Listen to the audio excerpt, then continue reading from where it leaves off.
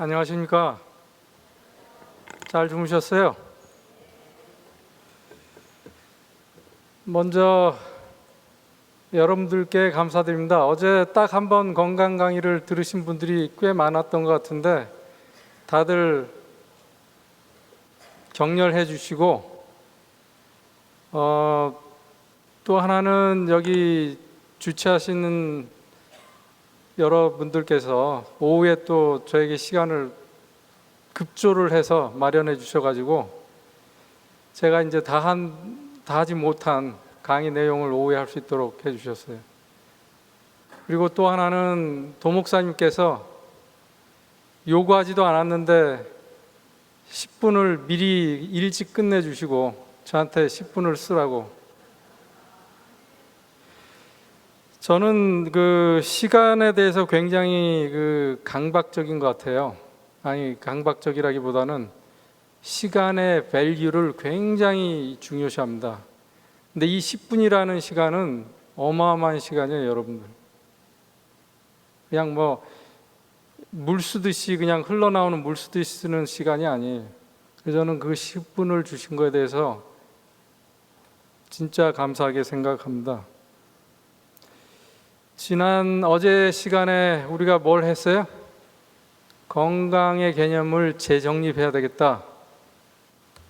그래서 건강을 추구하면서 살 게 아니고 이미 주어진 우리의 건강을 인해서 감사하면서 살아야 되겠다 그랬고, 그 다음에 또 하나는 알게 모르게 우리 머릿속에 완전히 배에 있는 진화론적인 사상, 철학, 그런 걸 없이 하려고 우리가 노력을 해야 되는데, 건강에 관한 한 그게 뭐예요? 우리가 건강을 쟁취하러 다니는 게 아니고, 우리가 뭘 먹어서 건강을 찾는 게 아니고, 그냥 죽어라고 뜀박질해가지고 건강을 찾는 게 아니고, 우리 몸 안팎에 주어진 치유인자들, 말하자면 뉴스타트에 다 나와 있죠. 그러니까 그런 걸 우리가 매일 생활에서 즐기면서 우리는 행복하게 살면 돼요. 그다음에 마지막으로, 이런 모든 우리의 건강은 누구의 결정이에요? 우리의 결정이에요. 제가 성경 말씀 창세기 1장 29절부터 시작해서 성경의 매력을 느끼고, 옛날에 학교 때 시험 보기 위해서 공부한 성경 시험 공부가 아니고 제 스스로 성경절을 제대로 읽으려고 한 게 불과 얼마 안 돼요. 근데 창세기에 보면은 우리 인간에게 주어진 자유의지, 사람의 운명은 하나님께서 절대로 터치할 수가 없어요. 그건 오로지 우리의 결정이고 선택이에요. 마찬가지로 여러분의 건강도 하나님께서 주시는 게 아니에요. 여러분들이 선택하시는 거예요. 이 개념을 우리가 잘 생각을 해야 돼요. 그래가지고 내 인생을 내가 드라이빙해서 가야지, 흔히 말하는 유전자에 심겨진 내 운명에 따라서 가는 철도길이 아니에요. 부산행 열차 타면 부산 가게 돼 있어요. 하지만 여러분들은 핸들을 잡고 운전하시기 때문에 얼마든지 꺾을 수 있어요. 그걸 명심하시기 바랍니다. 그래서 여러분들의 평상시 하는 생각이 여러분들의 유전자도 바꾸고 뇌 모양도 바꾸고, 그 다음에 여러분들의 각 세포의 기능마저 바꿀 수 있다. 이거는 철저한 검증, 즉 근거를 가지고 제가 말씀드리는 거예요. 오늘은 두 번째 시간으로 대사성 질환인데, 제가 아무리 시간이 없어도 이 얘기는 좀 하고 넘어가려고 그래요. 이 밑에 제 이름이 보이죠? 일부러 한문으로 써왔는데, 그 영자가 무슨 영이에요? 대통령 할 때 그런 영 아니에요, 그죠? 상자는 무슨 상자입니까? 네? 네, 서로 상자라고도 할 수 있지만 재승 상자, 재상 상자예요. 저 이름이 보통 이름이 아니라는 거 이제 아셨어요? 예, 저를 처음 뵙는 분들이 많기 때문에 저는 몰라도 저의 동생들, 저의 형제들을 알고 누구누구 동생 아니냐, 누구누구 형 아니냐 그러는 통에 제가 저를 좀 PR을 해야 되겠다는 생각을 간절히 하게 됐어요. 저 이름을 어떻게 해서 생겼냐면 원래는 영화로울 영자에 항상 상자인데 이제 출생신고를 하잖아요. 근데 그 동서기가 우리 마을에서도 재상이 나와야 되겠다. 국무총리가 나와야 되겠다라는 본인의 의지대로 한문을 바꿔버린 거예요. 우리는 아무도 몰랐던 거죠. 나중에 호적 등본을 띄니까 저렇게 돼 있어요. 제 꿈이 실현됐어요? 실현 안 됐어요? 네? 어떻게 됐어요? 저 총리가 아닌데. 그 30년, 만 30년 전에 제가 어떤 여자분을 저의 대통령으로 받아들이는 바람에 저는 재상이 됐어요. 총리가 됐어요. 전 사실은 대통령이 될 줄 알고 결혼했는데 뭐 저만 빼놓고 남들이 아무도 저를 대통령으로 생각 안 하는 거예요. 심지어 저희가 한동안 강아지를 기른 적이 있는데 강아지도 저를 대통령으로 생각 안 하더라고요. 그러니 저는 뭐 재상으로 만족해야죠. 오늘의 그 대사성 질환을 하자면 사실은 이 비만, 특히 복부 비만부터 시작해야 됩니다. 근데 복부 비만 강의가 제가 하려면 2시간은 좋게 걸리고 또 당뇨병까지 하려면 6시간은 있어야 되는데 어떻게 90분 만에 이걸 다 하겠습니까? 그래서 일단 당뇨병이라도 제대로 하자. 저는 당뇨병을 죽음에 이르는 병이라고 붙여요. 왜 그래요? 왜 당뇨병이 죽음에 이르는 병이에요? 암이 아니고. 왜 그럴까요? 그 배경에는 이 덴마크의 종교 철학자 키에르케고르가 쓴 책이 있어요. The Sickness unto Death. 죽음에 이르는 병. 이 책을 읽어보면은 인류에 대한 얘기입니다. 인류는 죽을 수밖에 없다. 왜 죽을 수밖에 없는 운명인가? 왜 그래요? 절망적이기 때문에, 희망이 없기 때문에. 이분이 종교 철학자이기 때문에 인류가 하나님을 등지고 하나님을 믿지 않게 됨으로 인해서 희망이 없게 된 거예요. 왜냐하면 인간의 목숨은 유한하니까, mortal, 우리는 죽을 수밖에 없는 존재이기 때문에 그냥 일평생 살다 죽는 거예요. 근데 왜 책 제목을 이렇게 죽음에 이르는 병이라고 지었는가 하면은 이 나사로 얘기가 나오죠. 요한복음에. 나사로가 죽었을 때 그 예수님께서 뭐 죽을 것 같다고 빨리 오시라고 그랬는데도 미적 이렇게 가셨어요. 그죠? 결국 나사로는 죽어 있었어요. 근데 예수님께서는 이 병은 죽을 병이 아니라고 얘기했어요. 그 얘기는 뭐냐면 믿음과 소망을 통해서 다시 회생할 수 있다는 걸 보여준 거예요. 이건 그냥 그 예수님의 친구 나사로 죽었기 때문에 친구니까 내가 살려주마 이런 실화가 아니고 이런 예를 통해서 우리의 믿음이 얼마만큼 우리의 운명마저 바꿀 수 있는가를 보여주는 교훈이에요. 반면에 인류의 한계는 그 믿음을 저버렸기 때문에 절망에 빠질 수밖에 없고 그래서 결국은 죽음에 이르게 돼 있다. 죽음에 이르는 병에 걸린 거다. 이런 얘기죠.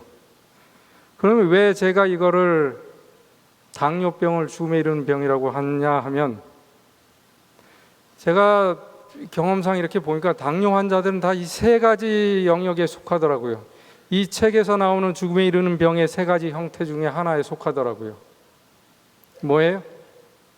자기가 죽을 존재인 거를 망각하고 살아요. 망각하고 살아요. 그 중요성을 별로 몰라요. 당뇨병의 중요성. 또 어떤 사람은 자기가 당뇨가 걸렸으니까 나는 아무것도 할 수 없다. 난 죽을 거야 이제. 합병증에 걸려서 죽을 거야. 이런 그냥 아주 절망 속에서 살아요. 또 어떤 사람은 그럼에도 불구하고 아무 증상도 없는데 무슨 얘기야 지금, 내가 혈당이 좀 높다고 해서 왜 죽어 내가. 자만하면서 살아요. 그래서 당뇨병의 아주 특징이 여기에 다 포함되어 있기 때문에 저는 당뇨병을 죽음에 이르는 병이라고 별명을 붙였어요. 여기 그 KBS의 왜 생로병사의 비밀이라는 그 프로그램이 있는데, 여기에 나오는 그 비디오를 보시면서, 이 시간이 없어서 두 사람만 보여드리는데 이 사람들이 어떤 타입에 속하는가 한번 보세요. 이제 갓 20살을 넘긴 진수 씨의 몸무게는 125kg. 한눈에 봐도 초고도 비만이다. 여기저기 불어난 살들은 작은 일상생활에도 지장을 준다. 옷을 갈아입을 때도 진땀을 빼야 하는 그. 중3 정도 때 이제 먹기 시작해가지고요. 그때부터 계속 그게 습관이 돼가지고. 때마침 주방에선 식사 준비가 한창이다. 밥 먹어, 얼른. 뭐 하고 있냐? 이제 물도 이렇게 먹어. 큰 그릇에 물을 받아먹는 진수 씨. 자꾸만 목마름을 호소하는 건 얼마 전 진단받은 당뇨병 때문이다. 그런데 식사를 하는 진수 씨에게 또 하나 특이한 점을 발견했다. 채소는 거의 먹지 않고 고열량의 기름진 음식들로 배를 채운다는 진수 씨. 식사를 마치자마자 원래의 자리로 돌아가 컴퓨터 게임 삼매경에 빠진다. 이런 생활이 늘 반복되는 일과다. 심각하다고들 막 하긴 하는데 일단 뭐 변한 것도 없고 그러니까 그래서 더 그냥 먹을 거를 더 먹기도 하고 조절을 안 하는 것 같아요. 그래서 졸기도 하고 그러니까 아직. 저녁을 먹은 지 2시간이 채 안 됐지만 야식의 유혹을 참기 어렵다. 그 중에서도 피자와 치킨은 진수 씨가 가장 좋아하는 음식이다. 이틀에 한 번꼴로 피자와 치킨을 시켜 먹는다는 진수 씨. 이런 식습관이 몸에 좋지 않다는 건 알지만 아직은 몸보다 먹고 싶은 게 우선이다. 컴퓨터 게임에 몰두하는 사이 피자 2판과 치킨 2마리가 거의 바닥을 드러낸다. 진수 씨는 아직 당뇨병을 심각한 병으로 인식하지 못하고 있다. 올해 30살의 소희 씨는 매일 아침 극심한 피로감에 혼자 일어나는 일조차 쉽지 않다. 일어나. 9년 전 21살의 당뇨병을 진단받았지만 아무런 증상이 없어 무심코 넘겼다는 소희 씨. 그녀는 극심한 어지럼증으로 하루 중 대부분의 시간을 누워서 보낸다. 당뇨병은 30살 소희 씨의 모든 것을 앗아갔다. 그때 기억하기 싫어요. 지금 현재 내 모습 보면 그때로 되돌아갈 수 없으니까.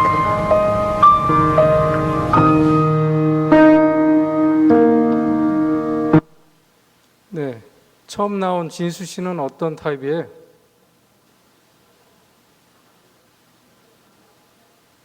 그 아나운서가 그렇죠. 진수 씨는 심각성을 모르고 있는 것 같다. 망각형. 소희 씨는요? 포기형. 공통점은 둘 다 20대 젊은 사람들. 이게 우리의 현 주소예요. 당뇨병은 이제 더 이상의 성인병이라고, 그러니까 만성질환인데, 소위 말해서 성인들이 나이 들어서 50 이후에나 걸리는 그런 병이 아니고, 왜 그렇게 됐어요? 예, 우리의 그 현대 생활이 그렇게 돌아가니까. 만약에 유전자에 의해서 당뇨병이 걸리고 안 걸리는 거라면 옛날에는 50, 60대 걸렸으면 뭐 100년이 지나도 그 유전자는 변함이 없으니까 50 내지 60대에 걸려야 될 거 아니에요. 여러분들의 당뇨병에 대한 그 상식을 한번 테스트해 보겠습니다. 정신 차리고 대답하세요. 당뇨병은 유전이 된다.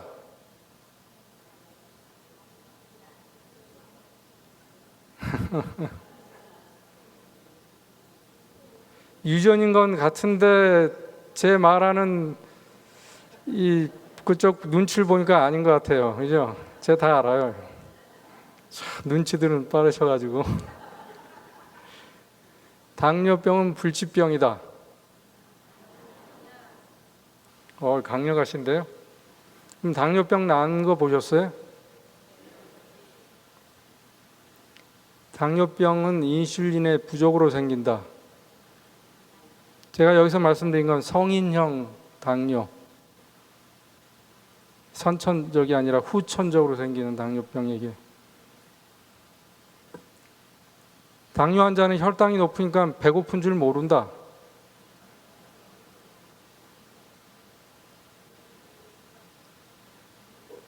당뇨는 당이 높은 거니까 탄수화물, 즉 당을 피하고 단백질을 먹으면 된다.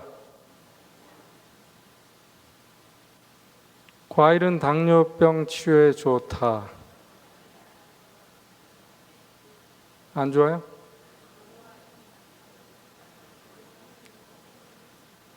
여기에 대해서는 여러분들이 지금 갑론을박이 많으신 것 같아요. 그죠? 혈당은 완벽히 유지하면 정상인과 같은 수명을 예측할 수 있다.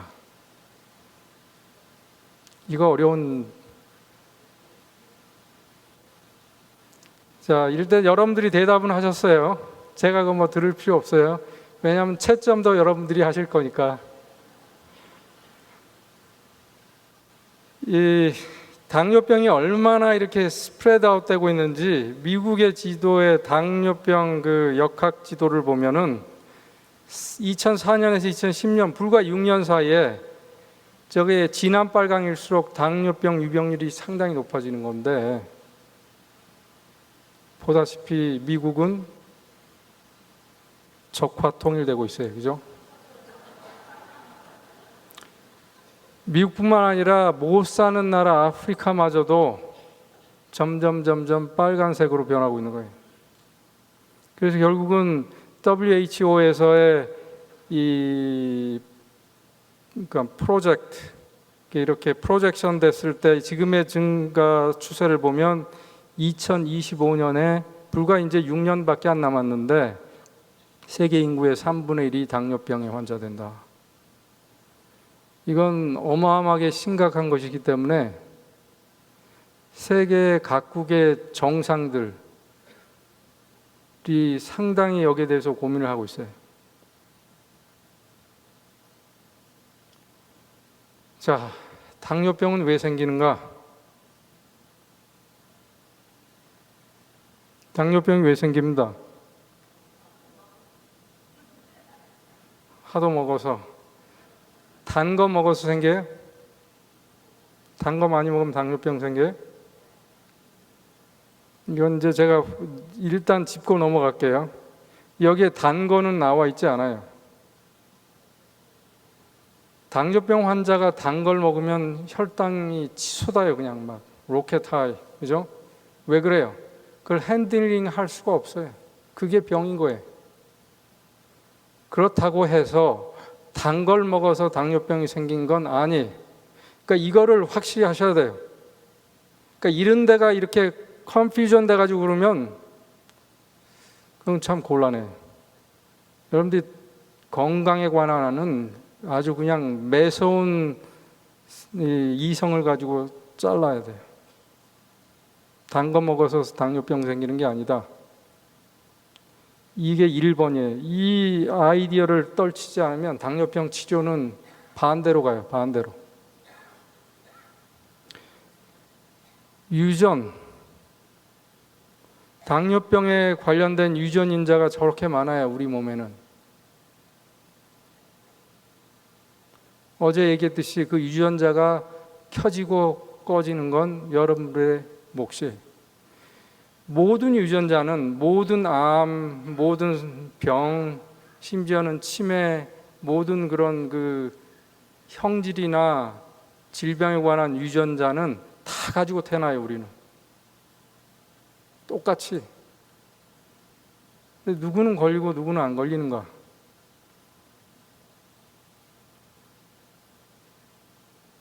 그래서 당뇨병 기전의 넘버 1, 복부 비만. 저 CT를 찍은 사진인데요. 두 개 다른 사진이에요. 1번, 2번 누가 뚱뚱한 사람 같아요?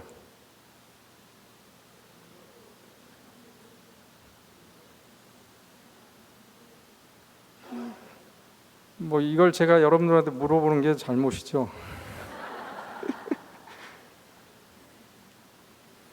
우리가 비만을 말할 때는 이 내장 지방을 얘기하는 거예요. 이렇게 이 소위 말해서 배둘레 햄을 얘기하는 게 아니고 이렇게 뒤에 만져지고 이렇게 하는 꺼죽에 있는 살을 얘기하는 게 아니고, 그렇기 때문에 이런 걸 제가 일부러 보여드리는 이유는 복부 비만이 당뇨병의 근본 원인이다라고 얘기하면 여러분들 중에 특히 여자분들, 특히 젊은 분들, 이 근육이 좀 아직 있고 힘이 있는 분들은 자기는 복부 비만이 아니라고 믿어요. 하지만 복부 비만은 나이 들기 전까지 숨겨져 있어요. 그러다가 근육이 처지기 시작하면서부터 그게 점점 나와요.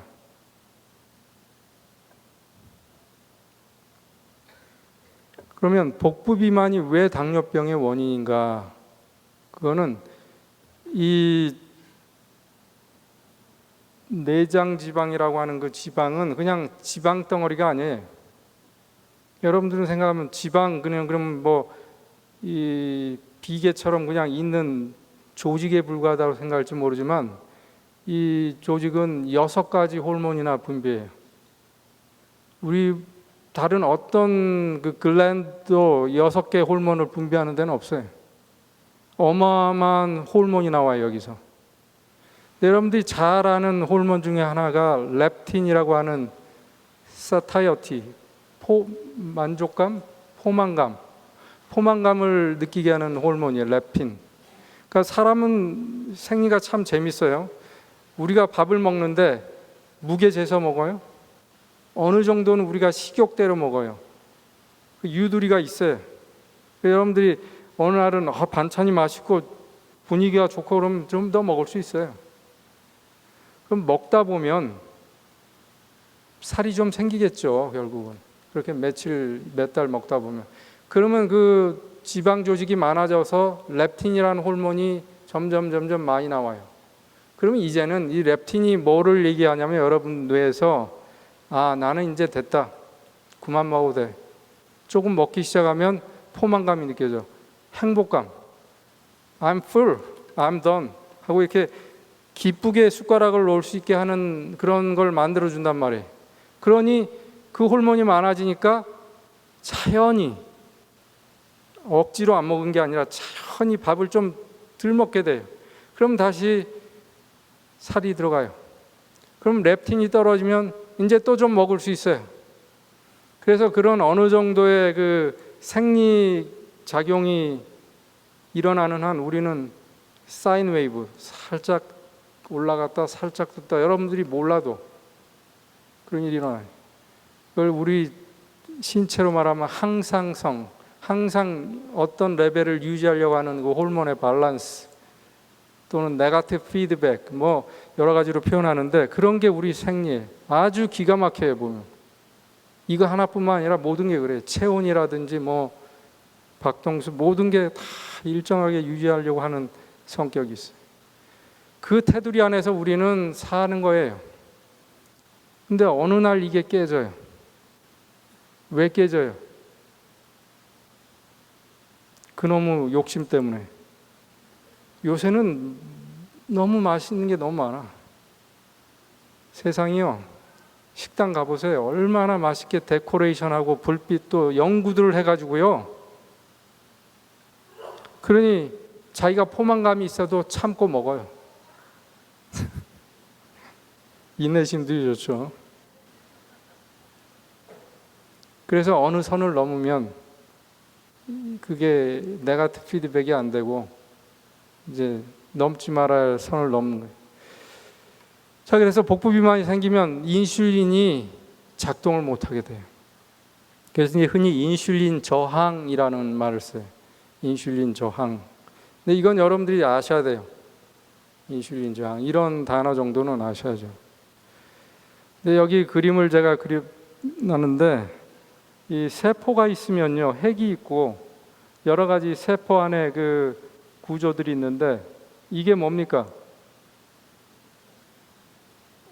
어떻게 하셨어요? 예, 미토콘드리아예요. 그 다음에 이게 혈당이라고 생각할 수 있고요. 이게 인슐린이라고 생각합시다. 이거는 세포 하나 얘기해요, 지금 하나. 우리 몸에 무수히 많은 세포 중에 하나. 자, 이 인슐린의 궁극적인 목표는 우리 세포 안으로 들어가서 미토콘드리아 안으로 간 다음에 거기서 산화되는 거예요. 자동차로 말하면 휘발유가 엔진룸으로 분사돼 가지고 그 엔진룸에서 산화돼서 파워가 생기는 것 똑같은 거예요. 그게 긍정적인 목적인데, 자 보세요. 인슐린이 하는 일은 인슐린 수용체라고 하는 그 세포의 껍데기에 어떤, 이거를 다른 말로 알기 쉽게 표현하면 초인종, 엘리베이터의 스위치라고 생각합시다. 그걸 인슐린이 눌러줘요. 그러면 저 문이 열려요. 그렇게 되면은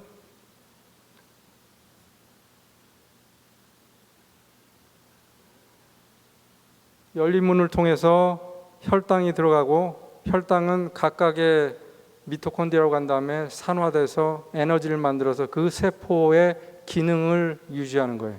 근육세포 같으면 움직이게 하고, 뇌세포 같으면 왜? 거기서 신경 에너지가 나와서 생각도 하고 느끼기도 하고 신경 호르몬도 만들어내고 소화액도 만들어내고, 그죠? 네. 모든, 그래서 이제 세포가 생존하고 기능을 하는 거예요. 그렇기 때문에 인슐린의 일은 굉장히 중요한 거예요. 인슐린이 그걸 안 눌러주면, 근데 문제는 인슐린 저항이라는 건 뭐냐면, 인슐린을 수용하는 수용체에 뭔가 꺼죽이 딱 쌓여가지고 인슐린이 아무리 눌러도 그게 눌러지질 않아요. 그러면 어떻게 돼요? 혈당은 세포 안으로 들어갈 수가 없죠. 이게 문제예요. 이게 문제. 그러면 산화가 안 됐으니까 혈중의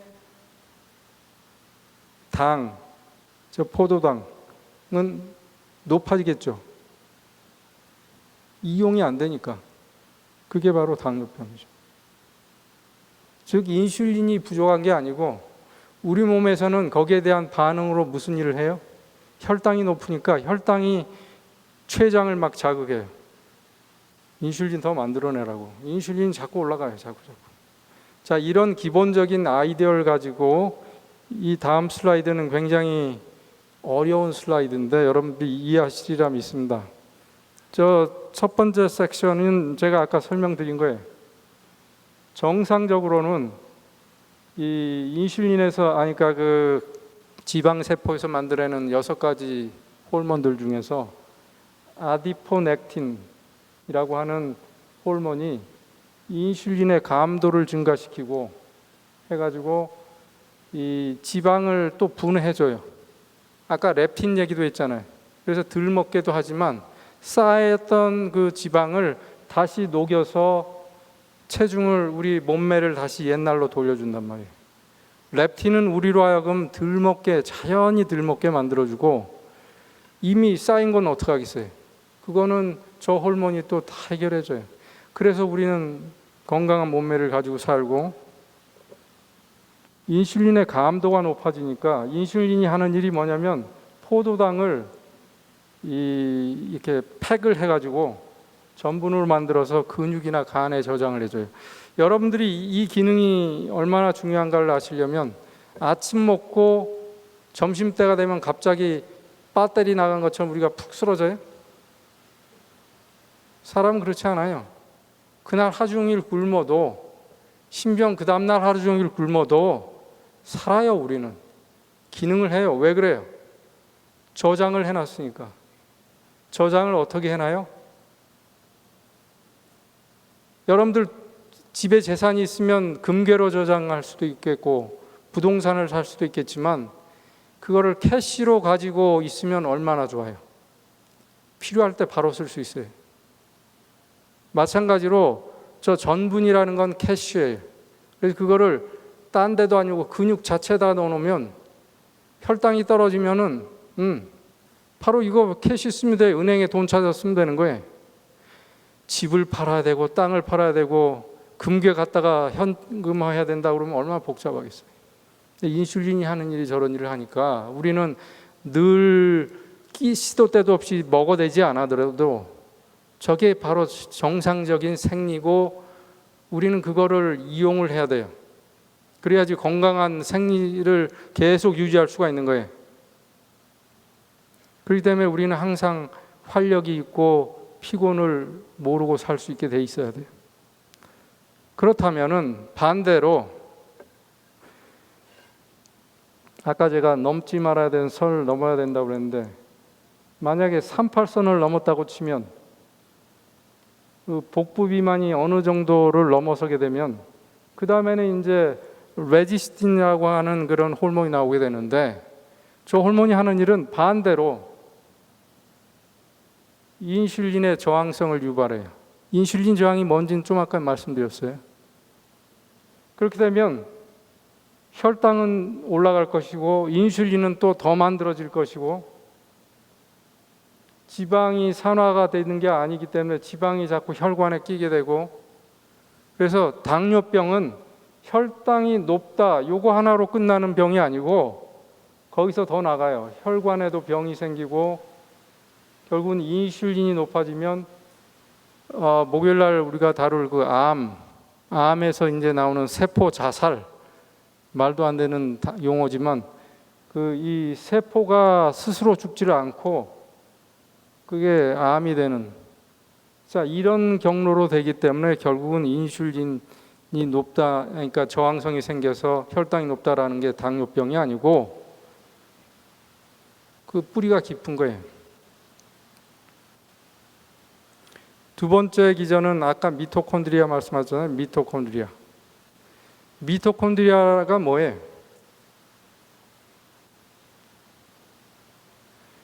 여러분들 차 가지고 계시죠? 자동차. 근데 자동차 중에는 4기통 주로 많이 있고 6기통, 8기통도 있고 12기통도 있고 그러잖아요. 근데 이제 그 세포의 엔진이라고 하는 게 미토콘드리아인데, 이 미토콘드리아에서 하는 일이 포도당이 들어오면 우리가 숨을 쉬면서 들이마시는 산소하고 합쳐져서 그걸 산화시키는 거예요. 자동차에서 똑같죠. 휘발유가 분사되면 산소하고 합쳐져서 이게 폭발해서 에너지가 나오는 거나 정확히 똑같은, 세포마다 몇 개에서부터 수천 개까지 이 미토콘드리아가 있어요. 근데 당뇨 환자들은 잘 보니까 정상인의 3분의 1 내지 10분의 1로 떨어져 있는 거예요. 각 세포의 미토콘드리아가. 그러면 인슐린 저항이 있는 데다가 그나마 좀 들어간 혈당마저 태울 만한 엔진의 커패시티가 적어요. 그러니까 그 자동차의 파워가 4기통이면 8기통보다 덜하죠. 그래요? 저는 알기 쉽게 자동차 얘기를 하는데 자동차에 대해서도 모르면 어떡하나. 근데 그 요새 그 미토콘드리아라는 게 새로 재조명되고 있어요. 말하자면 파킨슨병, 치매 막 이런 것들도 왜 도대체 이 뇌세포가 작동을 안 하게 됐는가? 해부를 해서 자세히 자꾸 보니까 미토콘드리아 숫자가 어마어마하게 줄어들고 기능을 잘 안 하더라 이거예요. 그럼 이건 미토콘드리아 병이구나. 그래서 미토콘드리아의 어떤 실마리를 찾으려고 하는 파가 있어요. 어쨌든 미토콘드리아가 왜 그러면 줄어들고 왜 작동을 안 하는가? 첫째는 미토콘드리아가 별로 필요 없으니까. 제가 덩칸에서 일하는데 그 노인들을 주로 많이 봐요. 서양 노인네들 다 리타이어하고 돈도 좀 있고 하지만 이분들은요, 개념이 저 같으면 뭐 한 200만 불의 재산을 가지고 있고 집도 있고 뭐 텃밭도 있어서 뭐 쓸 돈이 없어요. 자식들한테 물려줄 생각들도 안 하고, 그러면 야, 자동차도 좀 좋은 거 하나 사가지고 오픈카 말이지 사고 쫙 다니고, 그렇게 하라고 시킬 수도 없고 물어볼 수도 없지만 안 해요.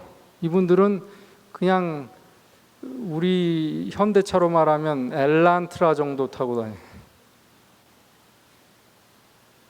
왜 그래요? 제가 물어봤어요. 하도 궁금해서. 좀 큰 차 타고 싶지 않냐? 아, 나는 그렇게 속도도 안 내고 낼 필요도 없고 시간도 남아 돌아가고, 시간 남아 돌아가고 필요가 없는 거예요. 팔기통이 필요 없어요. 우리가 운동을 안 하면 세포가 이거 미토콘드리아 이거 다 쓸 필요가 없네, 이렇게 되는 거 아닌가, 이렇게 이해를 하는 거예요. 그래서 운동 부족이라는 거는 여기서 말하는, 또 여기서 다시 이제 이 얘기하니까 여러분들이 표정이 그럼 그렇지, 어제는 달리기 안 해도 된다 그러더니 이럴 줄 알았어. 여기서 말하는 운동이라는 건 피지컬 액티비티를 얘기하는 거예요. 그냥 옛날 같으면 심리 걸어갈 거 자전거 타고, 아니 자전거 타고 갈 거 차 타고 다니고. 제가 한국에서 살 때 이제 그 뭡니까, 헬스센터를 가끔 다녔는데, 가면 뭐 사우나도 거기서 다 하고 골프 연습도 하고 뭐 다 좋죠. 짐도 있고. 근데 남자들 그 남자용 사우나와 헬스장이, 사우나가 2층에 있어요. 근데 엘리베이터를 타겠다고 줄이 한 10m, 20m 돼. 난 도대체 이해가 안 가요. 엘리베이터를 타야지만 그 다음부터 뛰겠다는 거예요. 뭐야 도대체. 그러니까 이런 그 운동에 대한 개념이 참 중요한 것 같아요. 개념이. 그래서 이 평상시에 우리가 생활을 통해서 피지컬리 액티브하게 사느냐, 이게 중요한 거지. 그래서 여기서도 보면 운동 부족으로 인해서 근육에 있는 미토콘드리아도 줄어들고, 그러니까 태우질 못하니까 결국 미토콘드리아가 자꾸 기능을 상실하는 거 아닌가.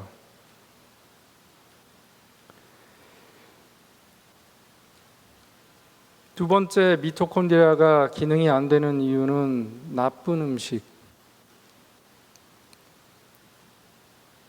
여기서 술과 지방, 그러니까 다들 그냥 한시름 놓으시네, 나랑 상관없는 거네 하고, 그죠?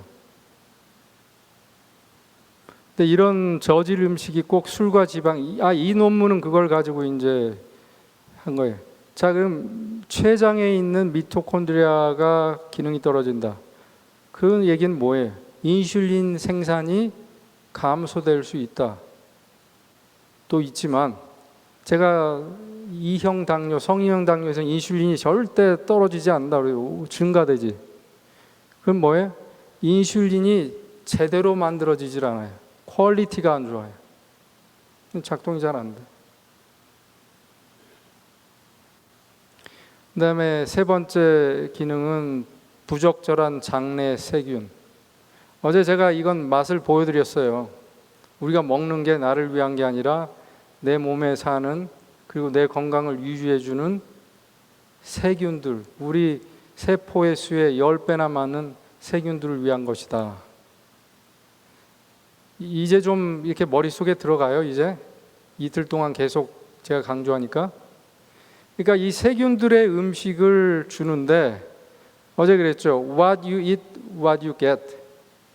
여러분들이 뭘 먹느냐에 따라서 이 뱃속에 사는 세균이 좋은 세균일 수도 있고 나쁜 세균일 수도 있어요. 당연한 거죠. 그걸 먹고 사니까. 그래서 좋은 세균을 기르고 싶으면 좋은 세균이 먹고 잘 자라는 음식을 드시면 되고, 아니야 나는 당뇨병에 걸려야 되겠어. 그러면 나쁜 세균이 좋아하는 음식을 골라 드시면 돼요. 그럼 100% 당뇨가 와요.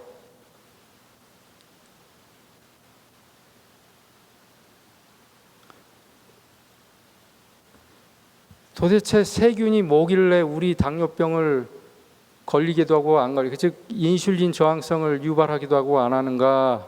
이게 뭐 뜬금없는 소리 같죠? 그게 아니에요. 이거는 그 2014년에 시카고에서 이 세계적인 그 내분비 학회가 있었어요.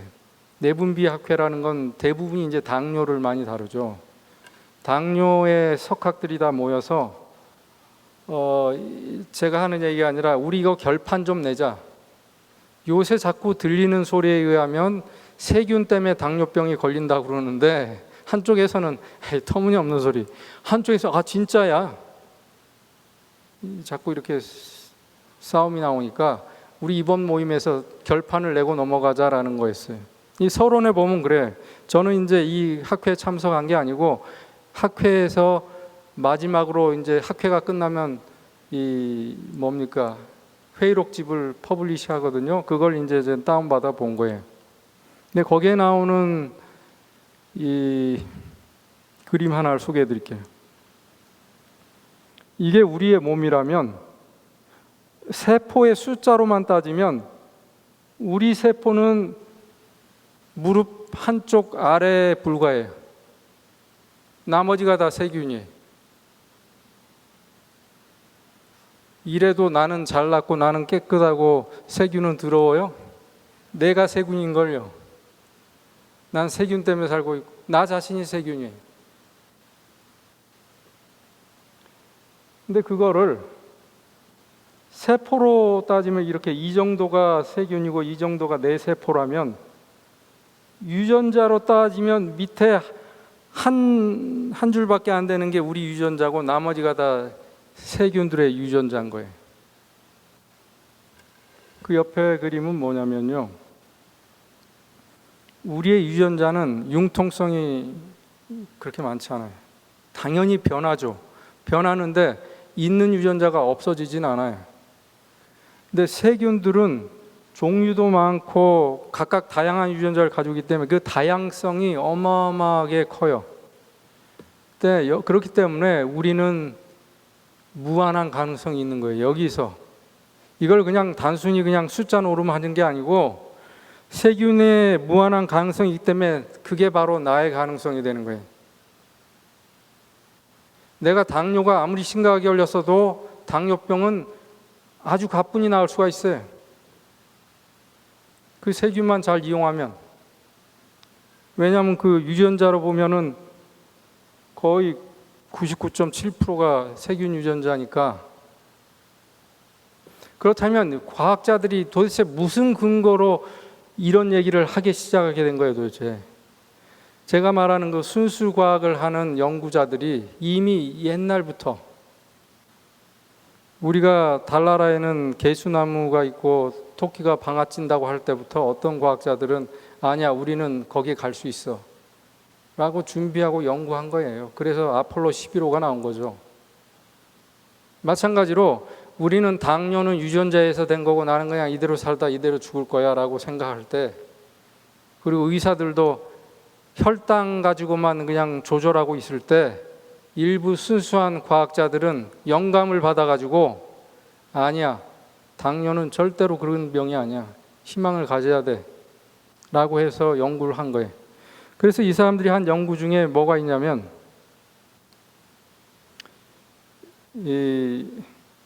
어떤 동물들은요 평생 당뇨가 안 걸리는 종들이 있어요. 물론 야생동물들은 당뇨 안 걸립니다만, 자, 이런 이 동물들한테 당뇨병 환자의 대변을 받아서 항문에다가 매일 아침 주사를 해줘요. 3개월 동안. 그럼 이 동물들 100% 당뇨 환자가 돼요. 이게 도대체 무슨 얘기예요? 응? 당뇨 환자의 그 대장에 살고 있는 나쁜 균이 그리 가서 자리를 잡은 거예요. 피칼 트랜스플란테이션이라고 하는 그 기법을 이용해 가지고 당뇨병을 만들었어요. 그 동물들한테. 그 동물들은 가만 놔두면 평생 당뇨로 살다 빨리 죽어요. 그게 일본의 증명완. 그랬더니 아이 그거는 뭐 그 동물이 그렇게 된 거지라고 얘기하니까 오케이. 그럼 그 동물을 이번에는 건강한 당뇨병이 없는 젊은 사람의 대변을 3개월 동안 다시 트랜스플란테이션 했더니 당뇨가 나왔어요. 자 봐라. 2번이나 증명을 해줬으니 이젠 믿겠느냐 이거예요. 그럼 여러분들 믿겠어요? 아직도 못 믿겠어요? 네, 믿겠죠? 그러면서 또 여러분들 중에 눈이 반짝하신 분들이 있어요. 나는 당뇨인데 우리 남편은 당뇨 아니니까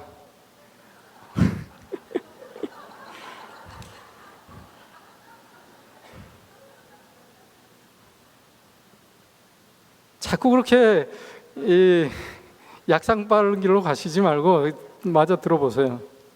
그래서 당뇨병의 발성 기전은 복부 비만에 의한 인슐린 저항성, 인슐린이 작동을 못해. 그래서 당이 세포내로 못 들어가요.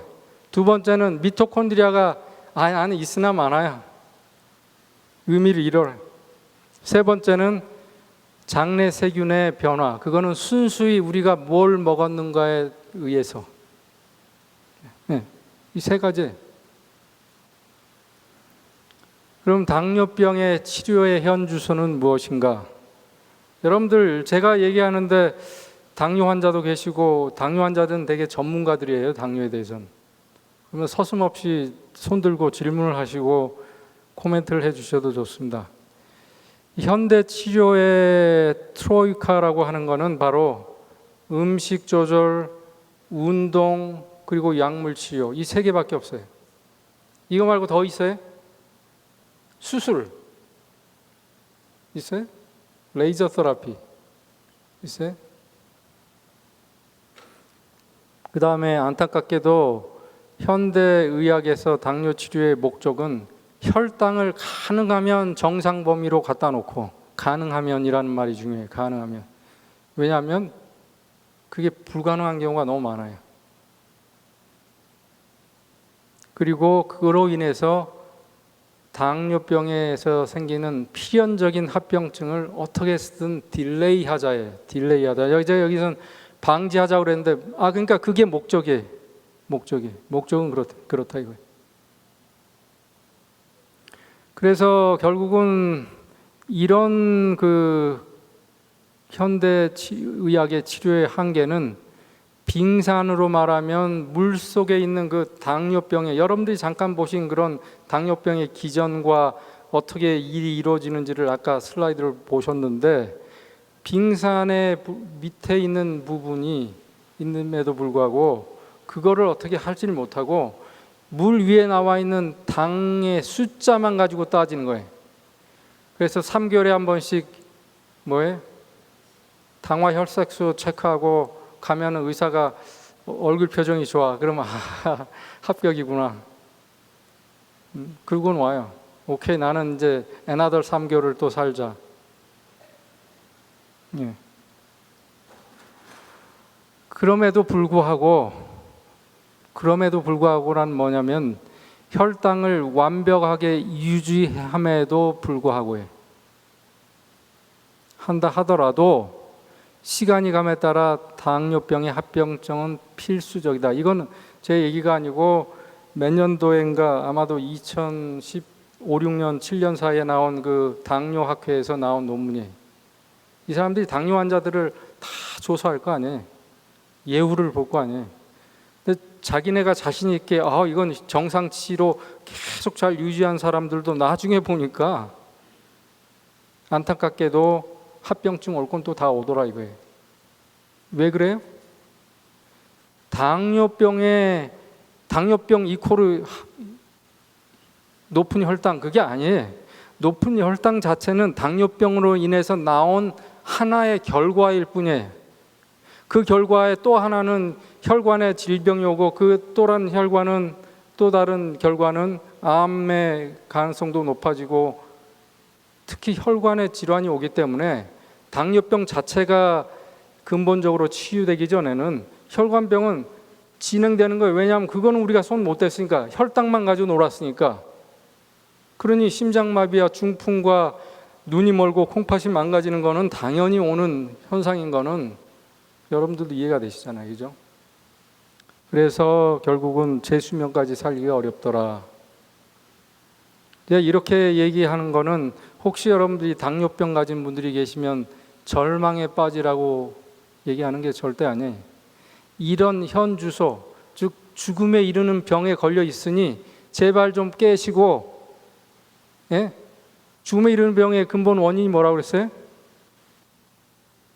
믿음과 희망이 없다는 거였잖아요. 인류의 근본 원인. 그러니까 믿음과 희망을 가지시라 이거예요. 그렇기 때문에 그럼 치유가 가능한가? 이렇게 쓴 제 타이틀은 말이 안 되죠. 저는 이렇게 썼어요. 이제는 치유를 좀 알아봅시다. 이렇게 썼어야 되는데, 어제 보여드린 그 당뇨 환자들을 치료에 있어서 가장 중요한 게 뭐였냐 하면 그 아웃컴이, 어떤 당뇨 환자는 참 낫기도 하고 심지어는 혈당이 너무너무 쉽게 좋아지는데 어떤 데 지독하게 안 좋아지는 분들이 있어요. 이걸 다 조사해 보니까 그 환자가 가지고 있는 건강에 대한 개념, 자기 병에 대한 개념, 아까 그 진수 씨였나? 그 젊은 남자처럼 그냥 뭐 게임이나 하고 매일 먹고 자고 이렇게 살면은 그냥 망각하고 그냥 살면 되겠어요? 내가 지금 뭐 하고 있는 거야 지금 이 나이에? 이 나이에 지금 나 뭐 하고 있는 거야? 이런 생각, 그런 개념이 중요하더라 이거예요. 그래서 여러분들이 이제 당뇨병을 치유하려면 개념을 잘, 지금부터 이게 전부니까. 식사에 대한 새로운 개념. 첫 번째는 자연과의 친화, 즉 공생의 개념. 이거는 어제도 제가 말씀드렸고 아까도 말씀드렸어요. 내가 먹는 건 나를 위한 게 아니다. 그래서 아까 그 14년도 당뇨 학회지에서 나온 그 논문에 이런 게 있더라. 우리의 세포라는 건 고작 저 아래 요 부분이고, 그 얘기. 그 네이처지라고 세계적으로 아주 유명한 그 과학 잡지에서도 결국은 여기는 이제 아주 보수적이라서 가장 마지막에 뭔가를 이렇게 인정하고 넘어가요. 딴 데서 아무리 그냥 요동을 쳐도 그게 완전히 확인이 된 다음에야 여기에서 다루는데, 2016년도면 이 당뇨 전문가들이 결론 낸 2014년에 2년 뒤죠. 뭐라고 얘기했어요? 우리 몸에 있는 장에 있는 세균들은 인슐린의 센시티비티를 조정하고 있다. 지대한 영향을 미치고 있다. 이런 그 과학의 그 기본한 거 말고 임상적으로 어제 제가 말씀드린 그 에픽 스타디라고 하는 유러피안 유니온에서 했던 거대한 프로젝트, 지금도 진행되고 있어요. 그래서 전체까지 15,000여 개의 논문이 계속 나오고 있다고 그랬어요. 52만 명을 지금까지 추적 조사하고 어떻게 되나 두고 보자 하고 보고 있는 거예요. 그 사람들 중에 과일, 채소 섭취량이 많을수록 당뇨의 비율은 반비례해서 줄어들더라. 특히 어떤 야채가 좋은가 봤더니 그린 리피 베지터블, 뭐 예를 들면 뭐가 있겠어요? 잘 아시죠?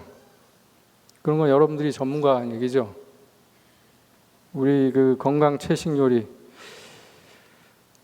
자, 그러면 도대체 여러분들 그런 의문을 또한 가져봅시다. 저도 가졌으니까. 과일과 채소, 특히 그린 리피 베지터블이 왜 스페시픽하게 당뇨에 좋은가? 그럼 그린 리피 베지터블이라는 건 뭔가? 거기에 뭐가 많아요? 파이버가 많아요. 파이버. 섬유질이 많아요. 섬유질. 근데 여러분들 잘 아시죠? 섬유질은 우리 몸에 흡수가 안 된다는 거. 그래서 옛날에는 그 섬유질은 먹을 필요가 없는 꽝, 괜히 배만 부르게 만드는 거짓말, 허풍쟁이 음식으로 알려진 때가 있었어요. 그래서 돈 많은 사람일수록 밀가루로 요리를 해서 뭔가 컴팩트한 걸 먹고, 돈 없는 사람일수록 그냥 쓰레기국이나 먹고, 네? 제가 발음 확실히 했죠. 쓰레기라고 그랬어요. 아, 시래기에?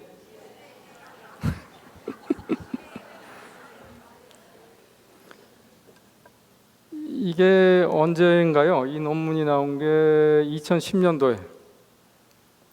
제가 사실은 2013년도에 도대체 당뇨의 섬유소가 왜 좋은가를 논문을 진짜 밤새도록 한번 찾아봤어요. 근데 다 찾다 가장 그래도 근접한 대답을 한 게 저거예요. 그러니까 그나마 확실한 대답을 한 게 저거였어요. 뭐라고 그랬어요, 저게? 사실은 잘 모른다. 사실은 잘 모른다. 그런데 추정하기로는 그 섬유소가 우리한테는 필요 없는데 왜 당뇨에 좋은가를 모른다. 그런데 아마도 섬유소가 우리 몸에 들어가면 장 안에서 점도도 높여주고 다른 물질들하고 함께 이렇게 쓸려 내려가게 해가지고 당의 흡수율도 조절해주고 그래서 혈당도 조절되고 당뇨에 좋은 거 아닌가 라고 추측낸 게 다였어요. 불과 2010년까지. 그런데 제가 굴하지 않고 요새도 찾고 있어요. 2016년도에 제가 찾은 논문은 드디어 이게 나왔어요. 왜 이게 나왔어요? 2014년도에 나온 결론, 당뇨병은 세균이 인슐린의 센시티비티를 조종하기 때문에 생기고 안 생길 수 있다라는 그 확립된 정설 때문에 아하, 그런 거야? 그럼 다시 우리가 논문 한번 실험을 해보자. 동물 가지고 해봤더니 섬유소가 많은 음식을 먹이면 이렇게 좋은 균들이 생겨서 이 혈당이 떨어지는가 하면, 섬유소가 별로 없고 지방이 많은 하이팻 다이어트를 어떤 동물들한테 먹이면 이런 나쁜 박테리아가 이 장내 세균으로 꽉 차더라.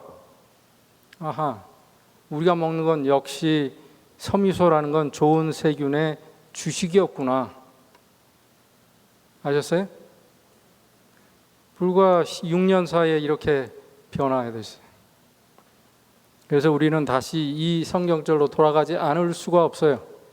다시 같이 읽을까요? 시작.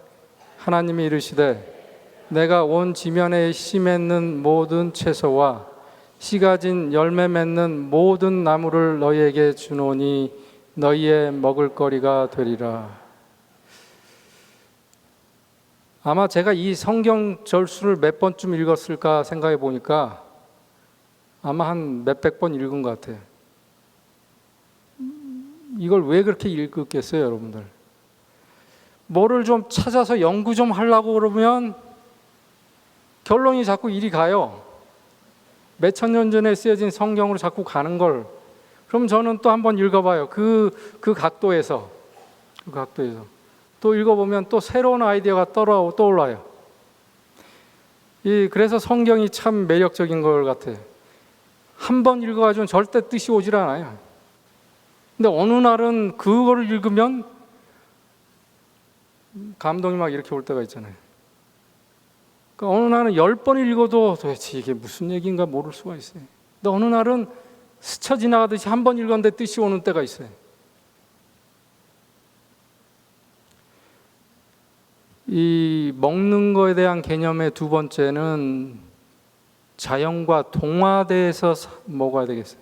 자연과 동화. 여기서 말하는 자연이라는 건 제가 그랬죠. 아까 저는 시간에 대해서 강박적인 것 같다. 왜냐하면 우리는 태양계에 살고 있고 태양계 움직임, 지구의 자전과 공전의 즉 태양을 중심으로 해서 상대적으로 움직이는 거에 따라서 모든 생물의 그야말로 인생이 다 바뀌는 거예요. 그죠? 식물, 동물, 뭐 세균 뭐 할 거 없이 뭐든지. 우리도 자연의 일부예요. 그죠? 특별한 자연이지만 다른 자연들은 초이스가 없어요. 근데 우리는 우리의 선택권을 가진 특별한 자연인데 피조물인데 그렇기 때문에 우리도 자연에 동화돼서 살아야지 거기에 역행해서 사니까 당뇨병이 오는 거예요.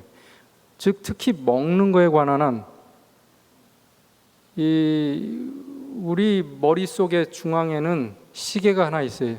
시계. 근데 그 시계라는 게 뭐냐면 이 뉴런이 덩어리가 있는데 그걸 뉴런의 덩어리를 뉴클레우스라고 그래요. 그러니까 막 컴팩트하게 이제 신경 세포들이 모여 있는 게 이 눈에서 들어가는 시신경이 들어가서 이렇게 교차되는 거기에 바로 위에 있어요. 왜 그게 그 위에 있는가? 왜 그래요? 그 시계의 유전자는 어디서 시간을 어저스트 받아요? 해에서.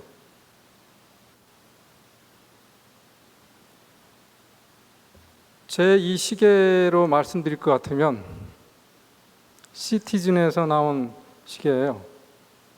근데 아주 그냥 보통적인 시계입니다만 이 시계를 제가 10년여 전에 일본에 여행하다가 샀어요. 제가 그러고 보니까 여행하다가 시계 잘 사는 것 같지만 아니에요. 제가 대학에 들어갈 때쯤에 아버님이 저한테 선물을 해주신 게 있어요. 대학 입학 선물로 시계를 하나 사주셨어요. 똑같은 회사에서 나온 똑같이 생긴 시계인데 그거를 저는 평생 차려고 하다가 97년도에 제가 호주에 가서 이 소아심장 연수를 받을 때 수술방 늘 들락날락 하는데 수술실 탈의실에 분명히 그걸 벗어놨는데 그날 도둑이 들어온 거예요. 그래가지고 그 시계를 훔쳐갔어요. 사실은 값어치가 그렇게 비싼 시계는 아니죠. 오래됐고 그냥 이 반자동 이렇게 흔들면 가고 그러는 옛날 구식. 근데 그건 저에게는 유산이에요.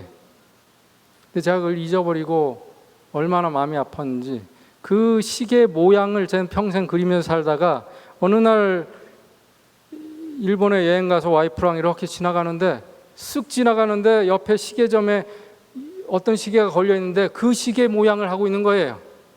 전혀 다른 시계인데 그래서 샀어요 무조건. 근데 이 시계의 장점은 그래도 모던한 거기 때문에 일본 영토 내에 가면은 일본에서 쏘는 어떤 주파수를 맞아가지고 자동으로 초침이 딱 맞춰져요. 요새 그런 시계가 많죠. 예. 우리 몸의 시계 유전자들은 태양을 딱 보는 순간 그게 0점 조정이 되는 거예요. 시간이 맞춰지는 거예요. 여러분들이 이 비행기 여행하고 막 시차 극복하기 어려우면 아침부터 나가서 하루 종일 밖에서 지나면 다시 시차는 맞춰지게 돼 있어요. 자, 그 얘기를 왜 제가 하냐면 그만큼 시계는 중요하고 그 시계가 왜 중요하면 얼마나 중요하면 뇌 한 자리에 있으면서 그게 저렇게 온 몸의 이 모든 이건 그냥 일부 예지만 모든 호르몬의 조절, 분비 조절을 다 담당하고 우리 몸은 시간에 따라서 생리작용이 변하게 돼 있어요. 그러니까 우리는 거기에 파도를 타야지 파도를 역행해서 하면 이건 참 어려운 삶이에요. 참 어려워요. 그렇게 살면. 쉽게 사는 방법은 파도 타는 거예요. 즉 시간에 맞춰서 살면 참 근데 요새 젊은 사람들은 그걸 못해. 저희 아이들도 보면 참 그게 잘 안 돼. 그래서 제가 몇 번 얘기를 하면 이제는 못해요 얘기를. 제가 쓸 수 있는 티켓을 다 썼어요. 그래서 그 얘기를 또 하려고 그러면 아빠 또 그 얘기야?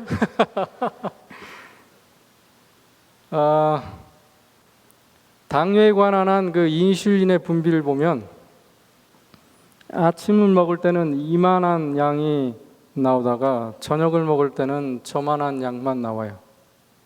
그게 그렇게 돼 있어요. 그런데 우리는 어떻게 살아요? 어떻게 살아요?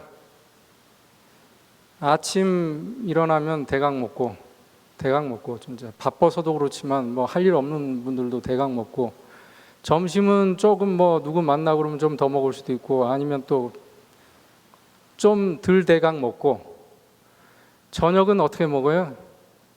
정식으로 먹어요. 정식으로. 그러니 이 자연의 역행에서 사는 거죠. 파도를 역행해서 가는 거예요. 그런 삶을 하루, 이틀, 1년, 2년, 아니요, 10년, 20년 사니까 결국 당뇨병이 오는 거예요. 그걸 치유를 하려면 치유는 되게 돼 있어요. 여러분들이 선택을 하고 다시 자연으로 돌아가면 돼요. 어떻게 하면 돼요? 그 치유 시스템으로 우리가 공조하면 돼요. 되게 이제 아침을 20% 정도, 점심 30%, 저녁을 50%. 제가 적어 놓은 게 아니고 제 환자들의 이렇게 설문을 가지고 통계를 해보니까 저렇더라고요. 대부분 저게 틀린 얘기는 아니에요. 그래서 제 얘기는 거꾸로 저걸 뒤집자 이거예요. 근데 이거는 순전히 여기에 당뇨 안 걸린 분들을 위한 제가 조언이고, 당뇨 걸린 분은 나는 그렇게 사는 것도 물론 시간이 걸려서 좋아지겠지만 좀 더 빨리 낫고자 한다면 저녁을 굶는 방법이, 제가 시간이 없어서 그 요새 뜨고 있는 간헐적 단식 얘기를 지금 할 수는 없고 오후에 이따 시간이 되면 하겠습니다만, 밤은 굶으라고 있는 거예요. 모든 생리작용이 다 캄다운 돼 있어요. 곰이 동면하면서 먹으러 찾아다닌다면 그거 참 웃긴 일이 일어나요. 다 캄다운 되게 돼 있어요. 근데 그걸 우리는 안 그래요. 일단 불 켜놓고 대낮보다 더 밝게 켜놓고, 태양보다 더 밝은 광선 픽셀들이 나오는 LCD 모니터를 늘 보면서, 손에 달고 다니면서 보면서, 그리고 저녁은 계속 먹어야 되는 거예요. 그래서 이 아까 말씀드린 그 뱃속의 내장 지방이 이 유리하는 호르몬 6가지 중에 하나는 밤에 궁금하게 만드는 뭐가 그렇게 궁금한지, 냉장고에 뭐가 들었더라 하고 자꾸 열게 만드는. 그래서 저녁은 가급적이면 4시 전에 먹고, 그래서 밤사이에 충분히 진짜 밤을 영위할 수 있게 하는 이런 자연에 공조되는 생활을 사는 게, 그래서 우리의 식사의 개념은 다시 정리를 하자면,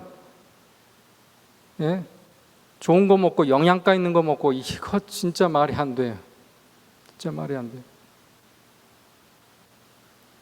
내 세균한테 고마워하면서 걔네들 좋은 세균한테 걔네들 좋아하는 걸 오래 씹어서 먹는 거예요. 그 다음에 이 자연에 동화돼서 살자. 두 번째는 이제 운동에 대한 얘기가 나오겠는데, 고맙습니다. 운동의 목적은 뭔 것 같아요, 여러분들? 이 먹었으니 쓰자. 이 밸런스 같아요? 밸런스 같아요? 제가 그랬죠. 아까 우리 몸의 생체는 밸런스를 그렇게 요구하지 않아요. 어느 정도 한도가, 여유가 있어요. 유도리가 있어요. 포용력이 있어요. 그래서 여러분들이 과소 좀 많이 먹어도 그걸 근육에 저장하고 간에 저장했기 때문에, 또 급해서 또 몸을 못 먹어도, 그렇다고 닥터 손이 그렇게 얘기했으니 나는 내 멋대로 살아도 되겠구나, 그게 아니고 유두리가 있다라는 얘기를 해준 거예요. 그러니까 여러분들이 나는 이만큼 먹었으니 이만큼 뛰어야 돼. 요새 아이들 보면요, 칼로리가 막 여기서 재고 뭐 음식에 칼로리 계산하라고 나오고, 맥도날드만 가도 이거는 몇 칼로리. 이 칼로리의 개념은 미국 정부가 만든 거고, 그거를 잘 이용해 먹는 게 코카콜라 회사와 맥도날드나 같은 그 패스트푸드예요. 마치 칼로리만 낮으면 먹어도 되는 것처럼 만들어놨어요. 얼마나 이 사람들은 구세주를 만든 것 같은 기분으로 칼로리 개념을 막 도입했어요. 그러니까 정크푸드도 칼로리만 낮으면 먹어도 되는 좋은 음식처럼 만들어놨어요. 그러니까 젊은 애들은 칼로리 하나 가지고 따져요, 그냥. 그리고 칼로리 하나 가지고 맞춰서 운동하면 자기는 밸런스를 맞췄다고 생각하는 거예요. 그러니 이게 얼마나 터무니없는 얘기냐 이거예요.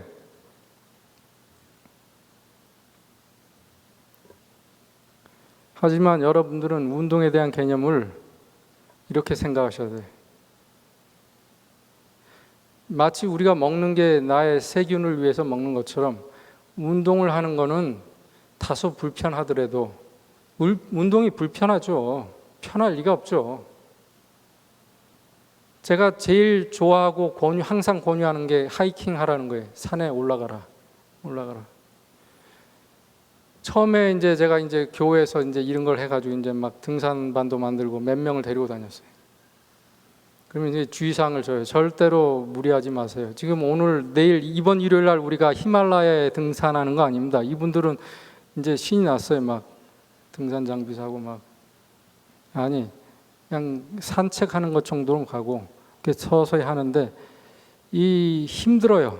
땀도 나지, 숨도 차지. 근데 한 3개월을 이렇게 같이 하다 보면 혼자 하라고 그랬으면 절대로 못했을 걸. 몇 시에 어디서 만납시다 이렇게 되니까 나와요. 이거 오늘 비 안 오나? 뭐 이러다가도 그냥 나가요. 나가서 하다 보면 3개월이 지나면 그 다음에는 다음 주에는 어디 가죠? 뭐 예를 들면 제 환자 중에 운동이란 거는 평생 담을 쌓고 산 사람이 있는데 이분은 참 똑똑한 분이에요. 이제 서양 사람인데 그 박사학위도 있고 아주 이 사람하고는 얘기가 이 논문 가지고 싸워야 돼요. 자기가 읽어봤는데 이렇게. 근데 이 사람이 운동 얘기 나오니까 뭐 칼로리 뭐 어쩌고 저쩌고 오케이. 그래서 이제 우리 한번 이렇게 하자. 이거를 뭐 과학자들이 얘기한 논문 가지고 따지지 말고 한번 해보고 나서 네가 좋아하면 더 하고 아니면 하지 마라. 그랬더니 이 사람이 뭐 믿자 본전은 될 것 같으니까 그래도 최소한 자기는 트라이얼은 했다는 생각이 들어서 그런지 하더라고요. 그럼 3개월은 꼬박 하시오 대신. 그래서 뭘 하면 좋냐? 우리 동네에 저 산이 있지. 저 산을 1시간 반이면 올라가니까 일주일에 3번 오르락 내리락 해라. 생각 없이 그냥 오르락 내리락 하루에 일주일에 3번씩 3개월을 하시오. 그런데 진짜 그러고 왔어요. 이 사람이 와서 뭐라 했는 줄 알아요? 닥터 손. 만약에 누가 내 목에 칼을 들이대도 나는 이제 산에 가야 된대. I knew that. 예, 그렇게 되는 거예요. 그래서 이 운동의 불편함은 처음에 일어나는 거지 우리가 운동하는 목적이 이놈의 건강 얼마나 살려고 그래 뛰자. 예? 이게 아니란 말이에요. 처음에는 분명히 힘들어요. 근데 그걸 넘기면 그 다음에는 엔조이 하는 거예요. 엔조이. 자연에 들어가서 자연의 품에서 엔조이 하는 거예요. 그게 운동이란 말이에요. 그렇게 해서 운동을 할 때 인슐린 감수성이 증가되고 췌장의 베타 세포 기능이 회복되고 근육이나 모든 세포의 미토콘드리아 숫자가 다시 증가돼서 그렇게 되면 어떻게 돼요? 우리 몸은 아주 그냥 파워풀하게 돌아가는 거예요. 갑자기 4기통이 8기통이 돼가지고 저 사람이 왜 저래? 그냥 막 붕붕붕붕 하고 다니는 거예요. 근데 이런 논문들 보면은 수도 없이 많습니다. 이 운동을 하면은 근육에 있는 미토콘드리아만 좋아진다. 그러면 이해가 되겠는데 간, 뇌, 신장, 특히 뇌. 그래서 치매 예방의 1번이 운동이었구나. 네. 다시 말씀드리는데 운동은 건강하기 위해서 내가 해야 될 의무가 아니에요. 건강을 위해서 내가 뛰자. 이런 진화론적인 사고가 아니라 운동을 한번 해봐서 내가 그걸 엔조이하고 내 인생을 자연 속에서 즐겁게 살자. 이미 주어진 자연을. 자, 마지막으로 이 그래요. 음식을 이제 자연과 동조해서 공조해서 예? 공생의 개념으로 자연의 시간의 개념에 따라서 잘 먹었어요. 그다음에 운동도 잘해, 엔조이해. 그다음에 자연 속에서 살아요. 물론 이 두 가지만 가지고도 이 혈당은 어마어마하게 좋아져요. 저는 제가 그걸 다 실험해요. 저도 하고 제 환자들 다 시켜가지고 언젠간 논문을 쓸 거예요, 제가. 근데 이제 실제로 좋아져요. 그 A1C 그 당화 혈색소가 떨어져요. 약은 똑같이 쓰고 하는데. 그렇다면 그 두 가지 가지고 치유되는 사람도 있어요. 초기 당뇨 환자들은. 근데 이게 어느 정도 깊은 분들은 이 두 가지 가지고 혈당은 다 좋아져서 약도 줄이고 하는데도 완벽하게 좋아지지 않아요. 그렇다면 과연 하나가 더 있는 것 같아요. 그건 뭘까? 여러분들 잠시 우리가 지구를 떠납시다. 달나라쯤 가서 지구를 한번 쳐다보세요. 지구, 우리가 살고 있는 지구를 객관적으로. 거기엔 무슨 일이 일어나고 있어요? 무슨 일이? 어제 그 창조과학 얘기에서도 말씀하셨는데 이 자연의 섭리는 참 대칭적인 부분이 있어요. 대칭적이라는 건 공평한 거예요. 공평해. 양쪽이 똑같다는 거예요. 대등하다는 거예요. 그래가지고 서로 공조해요. 공생해요. 이 지구를 멀리서 이렇게 보면 살아있는 거라고는 크게 식물계와 동물계로 나눌 수 있어요. 그죠? 근데 이 식물계와 동물계가 하나는 못 움직이고 하나는 움직여서 동물이라는 뜻이 아니고 대사가 달라요. 생리작용이. 심지어는 어떻게 달라요? 반대예요. 어떤 면에서는. 한 놈은 산소 먹고 이산화탄소 내쉬면 한 놈은 이산화탄소 먹고 산소 줘요. 이렇게 서로 주거니 받거니. 이런 거를 지구를 떠나서 가만 보고 나면 다시 지구에 돌아서 살 때는 생각이 달라지지 않겠어요? 나도 그게 하나의 자연이니까. 난 동물 쪽에 속해 있고 실제로 광합성을 통해서 생긴 그 식물을 먹고 나는 건강하게 살고 내가 내보내는 배설물 통해서 또 식물은 또 크고 지구는 계속 돌아가는 거예요. 그렇게. 이제 좀 더 이번에는 그로스하게 보는 게 아니라 마이크로스코픽하게 쳐다보자고요. 식물과 동물을. 세포의 레벨로 가서 보면 이 물과 이산화탄소를 가지고 얘네들이 뭘 만들어요? 이 산소와 카보하이드레이트를 만들어내요. 그죠?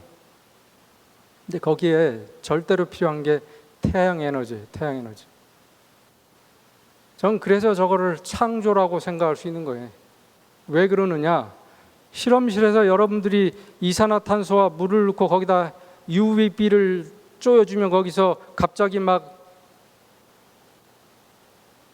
카보하이드레이트가 생겨요? 안 일어나요. 근데 왜 식물에서는 일어나요? 어찌됐든 일어나요. 그리고 이제 동물들의 먹이가 되는 카보하이드레이트하고 산소를 만들어주죠. 그렇다면은 대조적이고 대칭적이라고 그랬어요. 우리 동물의 세포에서는 특히 사람의 세포에서는 미토콘드리아에서 똑같이 일어나는데 산소가 들어가고 슈가가 들어가서 이걸 태워서 에너지가 나와요. 에너지가 나오면서 이산화탄소와 배설물이 나오는 거예요. 오케이? 자, 그러면 식물에서 광합성을 위해서 태양의 에너지가 필요했다면 동물도 그러면 태양만 보면 되는 것 같아요? 거기에는 무슨 에너지가 필요해요? 과연 그 에너지가 무엇인가 이거예요. 이 레벨은 아직도 과학이 밝힐 수 없는 형이상학적인 부분이기 때문에 이 부분은 여러분들이 잘 들으셔야 돼요. 아, 닥터 손이 혹시 스토리를 만드네. 신진대사라고 하는 건 한마디로 연소죠. 자동차에서 연소를 해가지고 에너지를 만들듯이 우리 인간도 뛰면서 들이마시는, 움직이면서 들이마시는 산소와 먹은 음식을 태워가지고 산소 합쳐져서 에너지가 나오는 거예요. 똑같잖아요. 자동차에서는 전기의 에너지를 가지고 휘발유를 태워요. 점화를 하니까.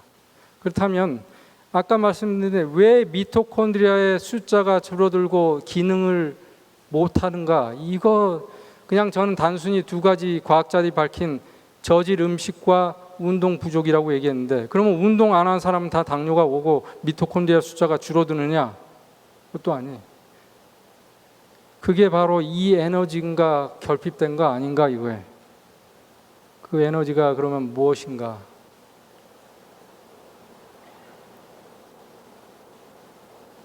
톨스토이, 어제 도목사님도 잠깐 언급 넘어갔죠.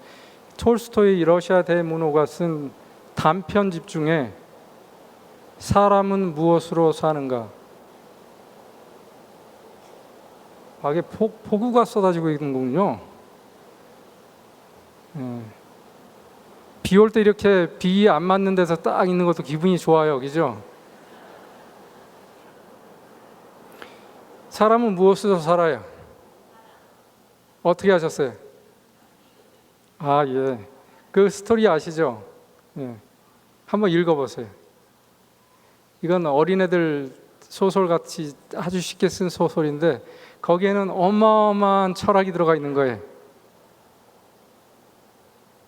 어쨌든 제가 시간 있으면 재밌게 좀 설명드리고 싶지만 어쨌든 사람은 사랑으로 살아가게 돼 있다 이거예요. 다시 한번 같이 읽을까요? 시작. 여호와 하나님이 땅의 흙으로 사람을 지으시고 생기를 그 코에 불어넣으시니 사람이 생명이 되니라. 이 건강을 잃었을 때는 창조의 원리로 돌아가 보면은 거기서 그냥 아주 프레시하게 새로 시작할 수 있는 해답이 나올 것인데, 사람이 어떻게 창조되어 있나가 바로 이 귀절에서 아주 구체적으로 나와요. 다른 것들은 다 말씀으로 그냥 막 이렇게 만들어졌는데 사람만은 특별히 거기에 생기를 부어 놓으셨어요. 그러면 여기서 말하는 생기가 뭘까요? 제가 시간도 없고 이 부분은 여러분들이 목사님하고 의논하십시오. 앞으로 진짜 의논하세요. 그건 확실히 하고 넘어가셔야 돼요.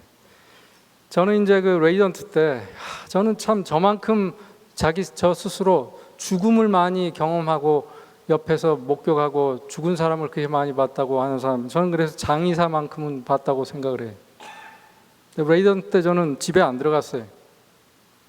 그래서 이제 이 4년 동안 주로 이제 먹고 자고 이제 병원 안에서 다 해결하는데, 응급 방송에 나오면 저는요 무조건 가요. 그게 우리 환자도 아니고 뭐 저랑 상관없는데도 무조건 뛰어가요. 근데 흉부외과 의사들은 항상 빨라요. 응급에 에멀전시 개념이 있어가지고 자다가도 그런 소리가 들리면 바로 눈이 떠져요. 트레인이 돼서 그냥 가요. 안 가면 잠이 안 와요. 어떤 환자가 어떻게 죽어왔길래 저 응급방송에 나왔을까? 가요. 가면 아무도 안 와 있어요. 다른 과 환자들은 아직도, 레이던트들은 지금쯤 뭐 옷, 가운 주섬주섬 입고 어떻게 나오는지 모르지만, 그러면 제가 이제 거기서 CPR을 시작해요. 시간이 문제니까 시간. 이제 오면은 오케이, 자 이런 환자인데 내가 이렇게 했으니까 해. 그러면 이제 대부분 제 아래 후배들이니까 죄송합니다. 뭐 우리 괜찮아요, 괜찮아. 근데 이제 하다 보면 죽어라 해도 안 돌아오는 환자들이 있어요. CPR을 밤새도록 이 환자는 진짜 살리고 싶어. 밤새도록 제가 CPR 한 적 있어요. 밤새도록 진짜로요. 하다 보니까 날이 밝았어요. 근데 안 돌아요. 그랬더니 출근을 이미 다 했어, 교수들이. 그래서 저한테 오더니 한 분이 그래요. 손 선생, 이 환자는 북망산을 넘어갔네. 그래서 이제 손을 털었어요. 거기서 북망산을 넘어갔다라는 뜻이 뭘까요? 그러니까 왜 제가 이 생기 얘기를 하냐면, 이 우리 몸에서 이 기가 빠지면 우리는 그냥 움직이는 흙덩어리일 뿐이에요. 그 기가 무엇인가? 그래서 어쩌면 사람들이 인류가 그 기를 잊어버리고 기를 믿지 않고 기가 그렇게 희망을 준다는 사실을 모르고 사니까 죽을 수밖에 없는 운명에 처하지 않은가. 그렇다면 당뇨병도 그 기의 소중함과 그 기의 중요성과 어제 저녁 때 그 김상래 교수님 이 강의에서도 설교에서도 매일매일 살아가는 게 얼마나 기적 같고 행복한 일이에요. 사고가 안 나는 게 행복한 거 아니죠? 저도 이제 그거를 들으면서 다시 한번 확인했는데 그런 거예요. 당뇨가 안 걸린 분들은 당뇨가 안 걸렸다. 지금까지 암에 안 걸린 분들은 목요일 날 강의를 들으면서 나는 암 그동안 이대로 살았는데도 암에 안 걸렸으면 이제부터 제 얘기에서 1%의 힌트만 받아서 1도만 각도를 틀으시더라도 점점 암하고 멀어질 거니 여러분들은 암하고는 상관없는 인생을 살게 될 건데 그래도 아직도 못 믿어. 그래도 나는 내시경 해봐야 되고 그래도 나는 CT 찍어봐야 되고 그래도 항상 불안한 거예요. 그 믿음이 있어야 소망이 있고 희망이 있는 건데 그래서 저는 이제 로마서 5장을 이것도 한 수십 번 읽어요. 수십 번 읽고 또 읽고 또 읽고요. 제가 제일 좋아하는 성경절이 여기 있는 거예요. 왜냐하면 우리가 믿음 생활하는 거에 해답이 여기 있는 것 같아요. 믿음, 소망, 사랑은 항상 있을 것인데 이렇게 시작하는 이 항상 있을 것인데 도대체 어떤 관계가 있나가 궁금해서 저는 믿음과 소망과 사랑이 무슨 관계를 가지고 있나. 근데 로마서 5장에 보면 초반에 그 데피니션이 다 나와요. 저는 너무 좋아해요, 이 성경절을. 한번 읽어볼까요, 여러분들? 시작. 우리가 환난 중에도 즐거워하나니 이는 환난은 인내를, 인내는 연단을, 연단은 소망을 이루는 줄 아미로다. 소망이 부끄럽게 아니함은 우리에게 주신 성령으로 말미암아 하나님의 사랑이 우리 마음에 부은 바 됨이니 소망이 부끄럽게 아니한다. 전 이 성경절 치고 진짜 여러분들이 50번은 읽어야 이 뜻을 이해할 수, 그래도 이해하시면 참 다행이라고 생각할 정도로 저는 어려운 말들이. 다시 한번 누구와 상의하세요? 근데 제가 터득한 부분만 잠깐 말씀드리면 아직 3분 남았죠. 소망이 우리 부끄럽게 내가 재림교회 나가니까 좀 창피해. 남들은 믿지 않는 그런 부끄러움이 아니죠. 이건 어떤 영어 성경을 여러 번 찾아 이게 이해가 안 갈 땐 아직 제가 더 이상의 지식은 없지만 그러면 거기에서는 실망치 않게 한다. disappointed. 네, 실망하지 않게. 왜 실망해? 소망이 왜 부끄러울 수가 있어요? 왜냐하면 그게 이루어지지 않으면 가짜면 창피한 거예요. 근데 그게 이루어진다는 걸 알게 되면 떳떳하죠. 예?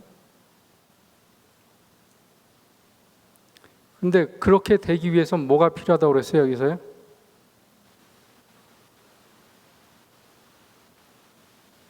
사람이요, 사랑을 듬뿍 받으면, 부모가 사랑을 어마어마하게 자식한테 주면 자식은요 거기에 녹초가 돼가지고 부모 말이라면 다 믿게 돼 있어요.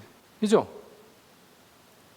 우리가 줘도 근데 그걸 액셉트 못하는 경우가 그것도 문제일 수 있지만 하나님의 사랑이 우리만 부었다, 그냥 막 부어주었으니 우리가 어떻게 그걸 안 믿어요? 그걸 어떻게 그걸 창피하게 생각해요? 어떻게 그거를 실망할 수가 있어요? 그러니까 우리는 설령 믿음으로 시작해서 예수님을 믿어서 의로 있고 어떻게 쭉 이렇게 나오는데 그래서 이제 소망을 갖게 됐어요. 하나님을 만날 수 있어요. 죄인인데 의를 입었기 때문에. 자, 그런데 그렇게 살아도 여전히 불안해. 근데 그 불안을 누가 해결해 주신다고 돼 있어요? 성령께서, 예수님께서 이 약속하셨잖아요. 올라가시면 성령께서 너희를 지켜주실 것이다. 그래서 당뇨를 치유를 하려면, 또 당뇨에 안 걸리고 건강해서 하려면 자연과 공생 절제하고, 그 다음에 자연 속에서 활동하고, 그래서 그 자연이 주는 모든 혜택을 누리고, 마지막으로 희망을 가져야 돼요. 희망을 가져야 돼요. 당뇨는 불치병이다. 그게 아니고 희망을 가져야 돼요. 그렇게 함으로 우리는 당뇨를 치유할 수 있다고 저는 분명히 믿어요. 그래서 저는 이제 밴쿠버에 제 그룹 중에 당뇨 환자들을 모아서 치유 그룹을 한번 만들려는 게 제 꿈이에요. 근데 제 시간이 너무 없어가지고 꼭 할 거예요.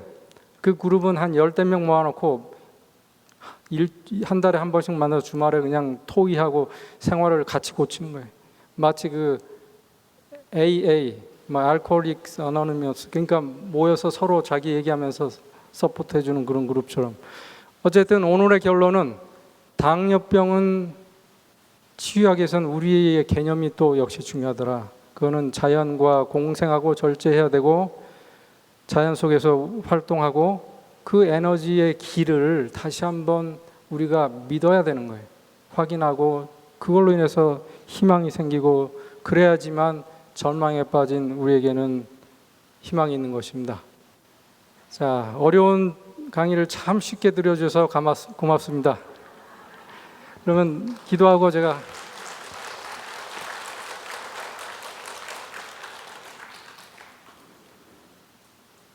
하나님, 오늘 아침에 저에게 다시금 일깨워 주시고 지혜를 주셔서 하나님께서 그토록 우리를 사랑하시사 자연에 그리고 우리 몸 안에 만들어 놓으신 치유인자들을 다시 한번 확인할 수 있게 도와주셨사오니 감사드립니다.